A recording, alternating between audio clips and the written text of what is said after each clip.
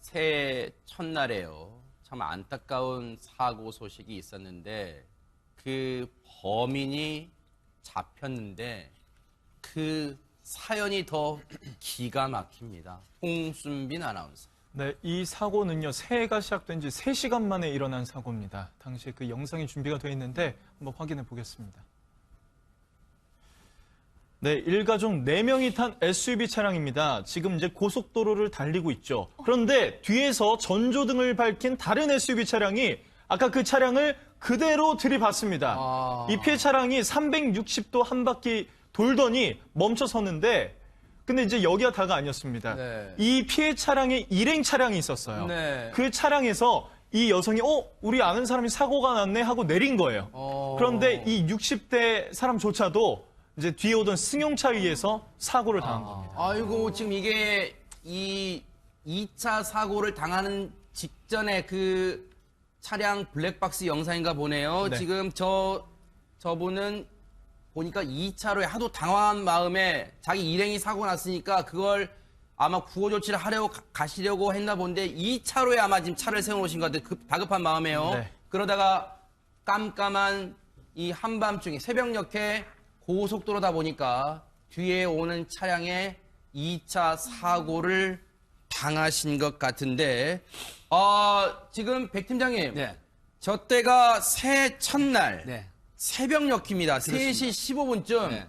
대체 어쩌다가 저런 참변이 일어난 거예요? 네, 사실은 이제 20대 운전자가 그 범인이거든요. 네. 그런데 그 부산 해운대에 친구를 만나러 간다고 네. 이제 하고서 저 차를 운전을 했는데 네. 가다가 정말 그렇게 해서는 안 되는 상황인데 담배를 피우려고 담뱃불을 붙이면서 시선을 돌리다가 갑자기 나타난 앞차, 그러니까 갑자기 나타난 건 아니죠. 속도를 줄이지 못하고 미처 정지를 못한 상태에서 추돌을 했거든요. 그 바람에 앞차 뒷좌석에 타고 있던 15살 먹은 여중학교 3학년이 아유, 사망을 하고 세상에. 그다음에 사고 현장을 확인하기 위한 65세 된 다른 차의 남성이 내려서 그다음에 현장을 확인하려다가 네. 또 다른 차에 치여서 사망을 하신 안타까운 사고인데요. 네. 사실은 고속도로의 새벽입니다. 네. 그렇기 때문에 이 고속도로 새벽에 운전을 하면서 네. 통상적으로 100km 내의 운전이면 네. 최소한 100m 이상의 거리를 두어야 되거든요. 그런데 차 속에서 담배를 피우겠다고 라이터나 성냥불을 그어댔는데 네. 그 1초 사이에 벌써 차는 100m를 진행을 하거든요. 네. 이러면 사고가 반드시 난다고 예견이 됐는데 이건 네. 안전주의 의무를 태만히 한 결과 이렇게 끔찍한 사고가 난 그런 안타까운 사고입니다. 근데요, 홍순빈 아나운서. 네. 그런데 저 안타깝게 지금 저 뒤에 따라오던 어이없는 이유로 앞차를 추월했던 지금 이게 후방 블랙박스 모습인가 봐요. 네. 저렇게 속도를 줄이지 못하고 앞에 가던 SUV 차량을 들이받았는데 정말 거의 전속력으로 들이받은 것 같습니다. 네. 그런데 지금 이 일가족 일행으로 보이는 4명이 탄 차량 중에 15살 중학생이 사망을 했는데 아니 이분들은 어쩌다 어디 다녀오시다가 이런 변을 당하신 거예요. 그러니까 이제 새해잖아요. 네. 그러니까 이제 작년의 마지막 날 그리고 새해를 이제 맞으면서 기도를 하려고 새해 한번 잘 살아보자, 건강하게 한번 잘 보내보자 하면서 기도원에 갔다가 기도를 마치고 집으로 돌아가던 길이었습니다. 경남 양산에 있는 기도원에 들렀다가 집이 있는 부산으로 돌아가던 중에 세상에 생각해 보세요. 여러분 생각해 보세요.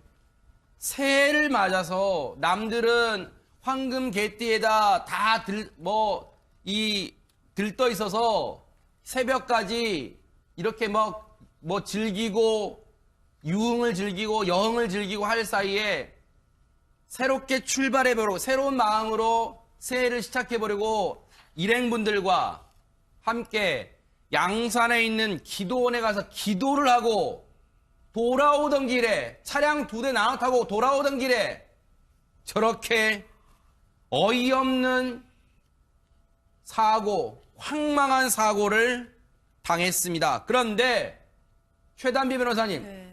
저 추돌 사고를 낸 운전자 정말 일단 사고를 낸 것도 어이가 없습니다만 아니 그러면 내려서 현장에서 구호 조치도 하고 119도 부르고 그랬답니까?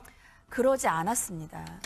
일단 저렇게 차량이 사고가 났잖아요. 네. 사고가 났을 때에 나중에 이제 왜 사고가 났을까를 봐야 되는데 보통 새벽 같은 경우니까 여러 가지 추측을 할 수가 있잖아요. 네. 처음에 했던 게 이 사람이 음주운전의 경력으로 예전에 면허가 취소된 적이 있었어요. 그래서 음주운전을 했는가 여부를 먼저 판단을 했는데 네. 그 부분은 아닌 것으로 밝혀졌고 네. 수사라는 과정에서 백 팀장님이 설명해 주신 것처럼 네. 주의 의무 위반이었던 겁니다. 전방 주시 의무 위반이었던 걸로 밝혀졌는데 네.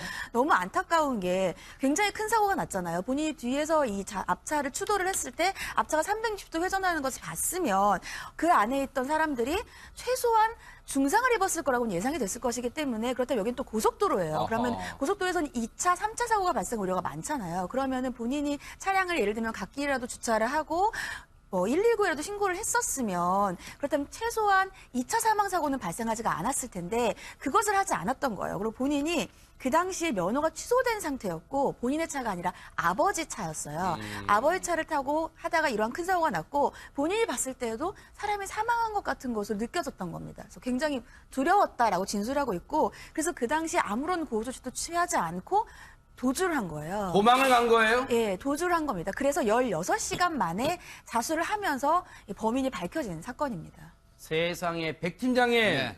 저렇게 엄청난 사고를 내놓고 현장에서 도망쳤다며 아무런 구호 조치도 안 했다는 얘기예요, 그러면? 그렇습니다. 사실은 최단비 변호사 설명을 잘 해주셨는데요.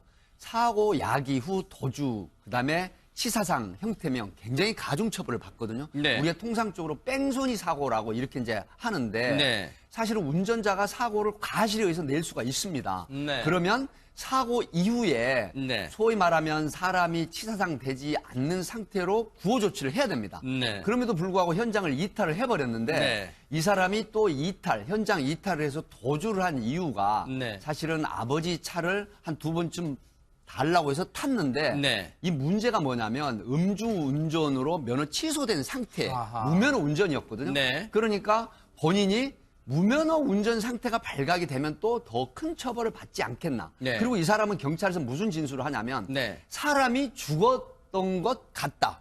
그렇게 도망을 갔다라고 하는데 네. 정말 무개념, 개념 없는 사람이죠. 네. 그럼에도 불구하고 사고를 냈으면 빨리 119나 112 신고를 하고 네. 그다음에 구호 조치를 함으로 해서 네. 최선의 의무를 다했다고 하면 나중에 조금은 그래도 감경된 처벌을 받을 수 있거든요. 네. 그런데 이런 무면허 운전 내지는 사람이 죽을 것 같았는데 도망간다고 이게 안 잡힙니까? 아. 결국 차량 소유주가 누구라는 게 확인이 되고 그러니까요. CCTV나 블랙박스에 의해서 다 체포가 되는 거거든요. 네. 너무 어처구니 없는 아주 개념 없는 생각을 하고 도망간 걸로 그렇게 네. 판단이 됩니다. 아니 그러면 홍수민 아나운서 네. 저렇게 도망가서 경찰은 저 사람을 운전한 사람을 결국 못 찾아낸 거예요? 그러니까 이제 경찰이 보다는 이제 자수가 된 형태가 된 겁니다. 경찰이 이제 파악을 해서 네. 이 차주 있죠. 네. 차주를 확인해서 전화를 해보는데 네. 20대 남성은 아니고 네. 한 이제 중년의 남성이 받는 겁니다. 아. 전화를. 그래서 물어보니까 알고 보니까 사고를 낸 20대 남성의 아버지였습니다. 아하. 이 아버지가 이 사실을 알게 된 거죠. 네. 그리고 나서 아버지의 설득으로 네. 이 아들이 이제 자수를 16시간 만에 하게 된 겁니다. 자수할 때까지 16시간 동안 어디에 있었는 줄 아세요? 친구 집에 숨어 있었답니다. 그 친구란 사람은 뭐 하는 사람이에요? 혹시라도 같이 있었는데 자수를 설득하지 않았다면 친구도 나빠요. 혹시 친구가 없는 빈집에 있었는지는 나중에 더 조사해봐야겠지만 친구 집에 가 있었답니다. 친구 집에 가 있었으면 이 죄를 가릴 수 있을 거라 생각했어요? 덮을 수 있을 거라 생각했어요? 남한테 불행을 가져다 놓고 자기는 평생 숨어 지낼 수 있을 거라 생각했습니까? 결국은 경찰과 아버지가 함께 설득해서 자수를 했다고 하는데 자수를 하러 왔을 때도 그랬답니다. 피해자가 지금 이게 더 분노가 치밀어요. 최명규 원장님. 자수하러 왔을 때 이랬답니다. 피해자가 사망한 건 알고 있었다. 겁이 나서 더 자수를 했다. 이렇게 경찰이 얘기를 하고 있어요. 그러니까 우리가 지금은 현대 사회에 살기 때문에 도저히 이런 상황에서 달아날 수 없다는 걸 다 알게 되잖아요. 네. 근데 막상 사고에 처하게 되면은 일부 인간의 뇌는 원시시대 뇌로 그냥 돌아가 버립니다. 네. 아무것도 없고 본인이 위험 상황에 처하면은 달아날 수 있었던 때의 뇌로 돌아가 버리기 때문에 네. 일단은 굉장히 그런 비합리적인 판단을 하게 되면서 네. 그게 더 이렇게 비극을 갖다 키우게 되는 경우가 생기게 되는 거예요. 네. 백 팀장님. 그런데 이 20대 남성, 자기 아버지의 차량, 면허도 없는 상태. 그 전에 음주운전으로 면허가 이 정지된 상태. 이 사람이 운전한 차량에서 무언가 의심스러운 물건들이 발견했다면서요. 그렇습니다. 이제 차량 내부에 가해 차량 20대 운전자의 차량 내부에서 뭐냐면 통상적으로 번개탄이라고 하는 착화탄이 발견이 됐고요. 네. 또 하나는 이제 술병인데 소주병이 발견이 됐는데 네. 또 중요하게 눈여겨 봐지는 건 바로 가족에게 미안하다라는 그런 그 내용에 들어있는 자필 유서가 발견이 됐거든요. 그리고 또 특이한 건 네. 바로 운전석 옆에 바로 조수석에 저 메모가 네네, 보네요. 그렇습니다. 네. 운전석 옆에 조수석에 네. 이 번개탄을 피운 흔적이 발견이 됐어요. 네. 그래서 혹시 이게 자살을 시도를 했던 극단적인 선택을 시도했던 게 아닌가 싶은데 네. 경찰에서 이 피의자 20대 가해자는 뭐라고 얘기를 하냐면 네. 일주일 전에 내가 신병을 비관해서 실제로 유서를 써놓고 극단적인 선택을 하려고 했다라고 네. 하는 진술인데 이게 어떤 내용인지를 지금 확인을 하고 있는 그런 상황이라고 합니다. 아, 이 20대 남성의 순간의 방심, 순간의 부주의가요, 한 꿈 많은 15살 소녀의 안타까운 소중한 목숨을 앗아갔고요. 그리고 누군가에게는 소중한 그 60대는 여성인가요? 남성인가요? 여성인가요? 2차 사고를 당한 그 60대 여성은요, 누군가에게는 소중한 어머니였을 거 아닙니까? 그 두 사람의 목숨을 앗아갔습니다. 이런 그 유족들은요, 이 황망한 마음을 누구한테 보상을 받는단 말입니까? 너무너무 안타까운 사고입니다. 아, 이 남성, 이 유족분들한테 나중에요, 100배, 무릎 꿇고 100배 사죄하는 것만이 그나마 조금이나마 용서받는 길이 아닐까, 이런 생각을 해봅니다. 들은 황금 개띠에다 다 들떠 있어서 새벽까지 이렇게 뭐 즐기고, 유흥을 즐기고, 여흥을 즐기고 할 사이에 새롭게 출발해보려고, 새로운 마음으로 새해를 시작해보려고 일행분들과 함께 양산에 있는 기도원에 가서 기도를 하고 돌아오던 길에, 차량 2대 나눠 타고 돌아오던 길에 저렇게 어이없는 사고, 황망한 사고를 당했습니다. 그런데 최단비 변호사님, 저 추돌 사고를 낸 운전자 정말 일단 사고를 낸 것도 어이가 없습니다만, 아니 그러면 내려서 현장에서 구호조치도 하고 119도 부르고 그랬답니까? 그러지 않았습니다. 일단 저렇게 차량이 사고가 났잖아요. 네. 사고가 났을 때에 나중에 이제 왜 사고가 났을까를 봐야 되는데, 보통 새벽 같은 경우니까 여러 가지 추측을 할 수가 있잖아요. 네. 처음에 했던 게 이 사람이 음주운전의 경력으로 예전에 면허가 취소된 적이 있었어요. 그래서 음주운전을 했는가 여부를 먼저 판단을 했는데 네. 그 부분은 아닌 것으로 밝혀졌고, 네. 또 수사라는 과정에서 백 팀장님이 설명해 주신 것처럼 네. 주의 의무 위반이었던 겁니다. 전방 주시 의무 위반이었던 걸로 밝혀졌는데, 네.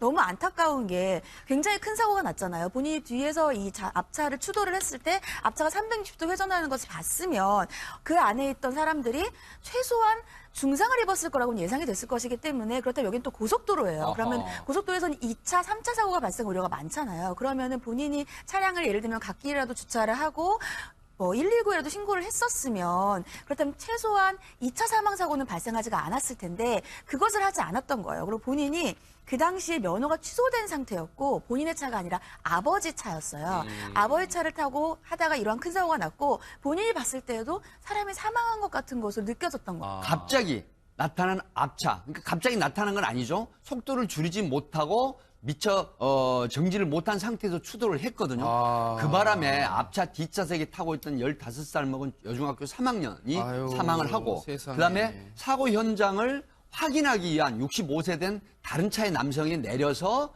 그다음에 현장을 확인하려다가 네. 또 다른 차에 치여서 사망을 하신 안타까운 사고인데요. 네. 사실은 고속도로의 새벽입니다. 네. 그렇기 때문에 이 고속도로 새벽에 운전을 하면서 네. 통상적으로 100km 내의 운전이면 네. 최소한 100m 이상의 거리를 두어야 되거든요.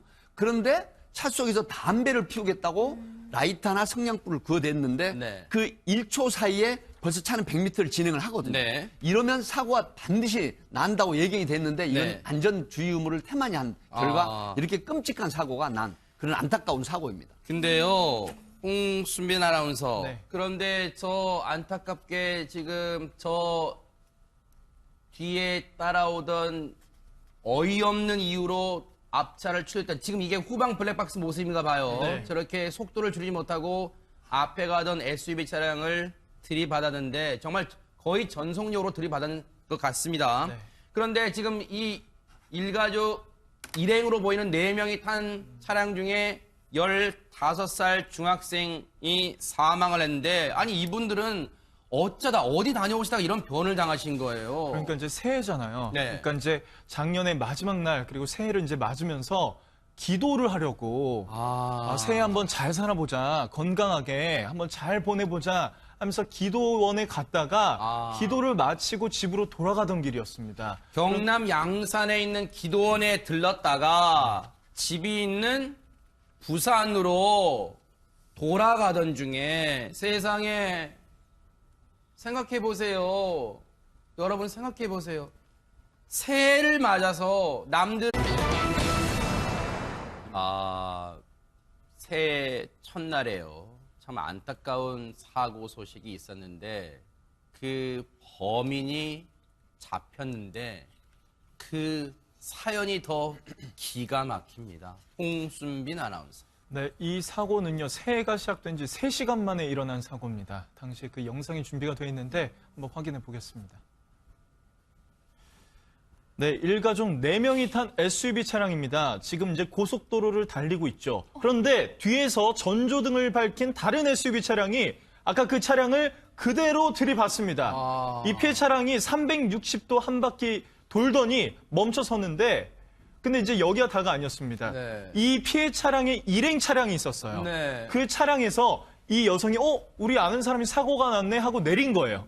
그런데 이 60대 사람조차도 이제 뒤에 오던 승용차에 의해서 사고를 당한 겁니다. 아이고 지금 이게 이 2차 사고를 당하는 직전에 그 차량 블랙박스 영상인가 보네요. 네. 지금 저분은 보니까 2차로에 하도 당황한 마음에 자기 일행이 사고 났으니까 그걸 아마 구호 조치를 하려고 가시려고 했나 본데 2차로에 아마 지금 차를 세워놓으신 것 같아요. 다급한 마음에요. 네. 그러다가 깜깜한 이 한밤중에 새벽녘에 고속도로다 보니까 뒤에 오는 차량에 2차 사고를 당하신 것 같은데 지금 백 팀장님 네.